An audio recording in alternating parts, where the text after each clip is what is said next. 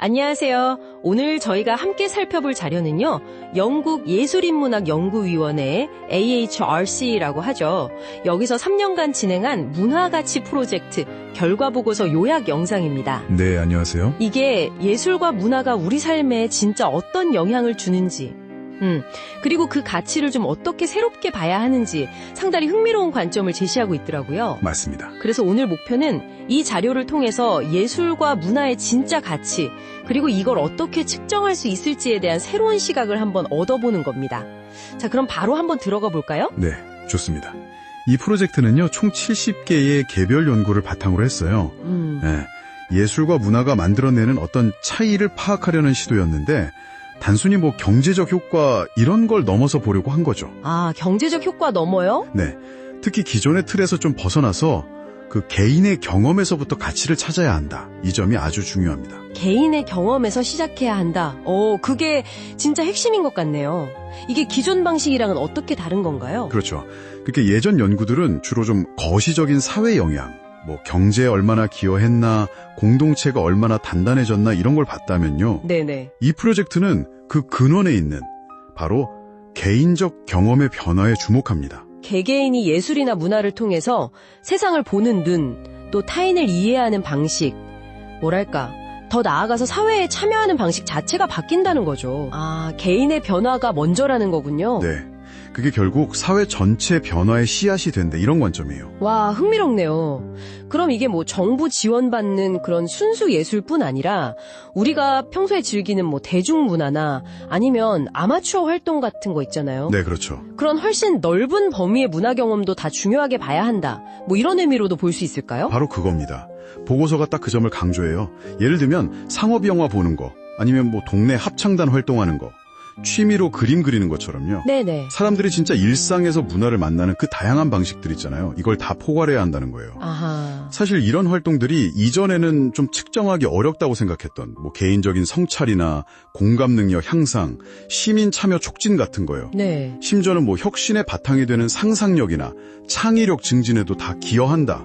이런 점들을 밝혀낸 거죠. 어쩌면 우리가 가치라고 생각하는 것의 정의 자체를 좀 넓혀야 한다. 이런 제안이기도 하고요. 와, 가치의 범위가 이렇게 넓어지고 또 주관적인 경험을 중요하게 본다면 기존에 티켓 몇 장 팔렸나, 경제적으로 얼마나 효과가 있었나 이런 지표만으로는 당연히 부족하겠네요. 네, 맞아요. 택도 없죠. 그럼 평가 방식에 대한 고민도 상당히 깊었을 것 같은데요. 네, 그래서 보고서가 뭘 제안하냐면 훨씬 더 넓고 섬세한 방법론적 도구 상자가 필요하다. 이렇게 말합니다. 도구 상자요. 재미있는 표현이네요. 네, 비유인데요.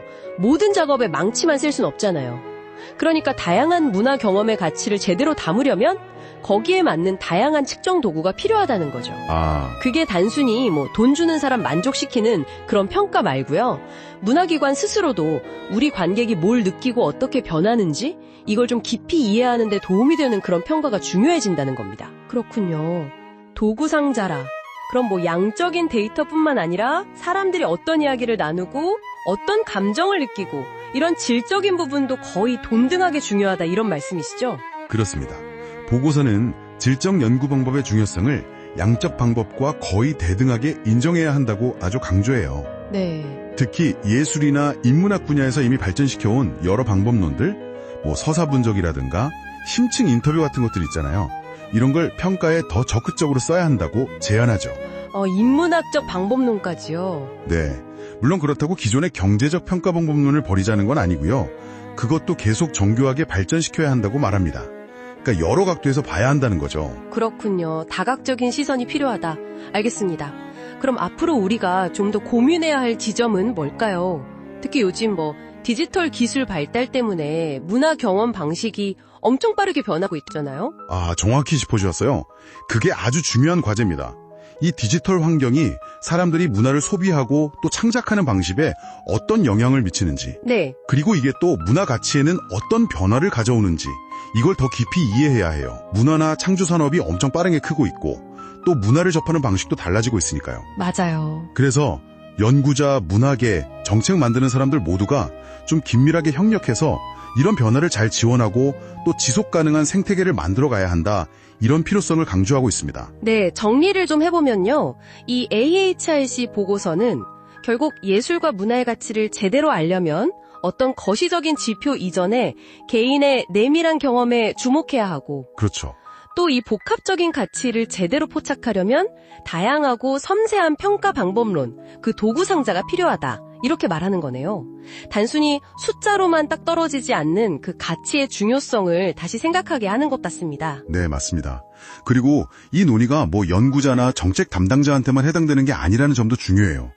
바로 여러분이 일상에서 즐기는 뭐 영화 한 편, 음악 듣는 거, 아니면 동네 축제 가는 거 같은 활동들 있잖아요. 네네. 그런 것들이 여러분 자신에게 그리고 우리 사회 전체에 어떤 의미가 있는지 이 보고서의 관점을 통해서 한번 새롭게 돌아볼 수 있다는 거죠. 그렇네요. 정말 중요한 지적인 것 같습니다. 자, 마지막으로 이런 질문을 한번 던져보면서 마무리할까 하는데요. 이 빠르게 변하는 디지털 세상 속에서 우리 각자의 경험과 또 문학의 노력, 그리고 연구자들의 분석이 어떻게 하면 서로 좀 더 잘 연결되고 협력할 수 있을까요? 그래서 예술과 문화의 진짜 가치를 우리가 함께 발견하고 더 풍성하게 키워나갈 수 있을지 이 질문에 대한 답을 여러분도 함께 고민해 보시면 좋겠습니다.